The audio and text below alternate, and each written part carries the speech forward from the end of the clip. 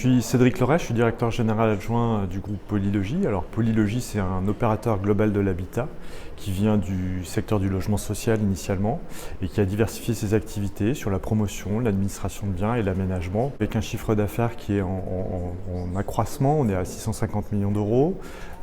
Cette augmentation du chiffre d'affaires est notamment liée à l'augmentation des charges récupérables pour nos locataires.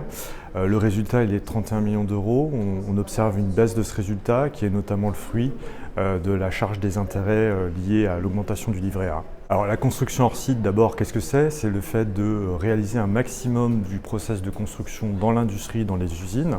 Donc c'est un bon moyen d'accompagner la transition de tout un secteur d'activité, notamment sur le plan de la décarbonation.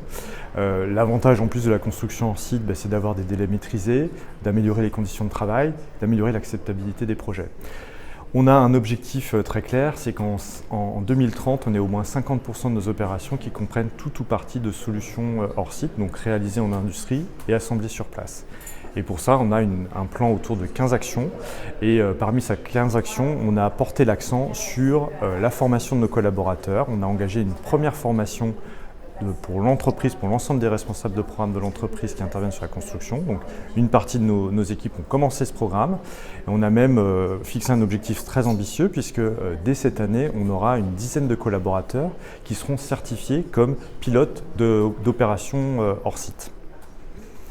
On a un jalon pour atteindre ces 50% intermédiaires en 2028. On souhaite qu'au moins 33% de nos opérations lancées comprennent ces solutions hors site.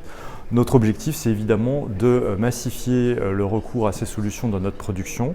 Et pour ce faire, au-delà de la formation, on veut développer une logique d'accord cadre de façon à acheter en volume des composants qui peuvent être réalisés en industrie et assemblés sur place. Alors on a déjà réceptionné une première opération qu'on a conduite en VEFA à Clé-Souilly en Seine-et-Marne. Et là c'est non seulement une opération vertueuse sur le plan du hors-site puisqu'il s'agit de conteneurs qui ont été transformés en logement.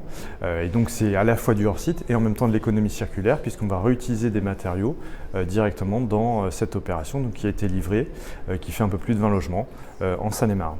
L'enjeu aujourd'hui c'est d'avoir un regard objectif sur les coûts des opérations réalisées hors site.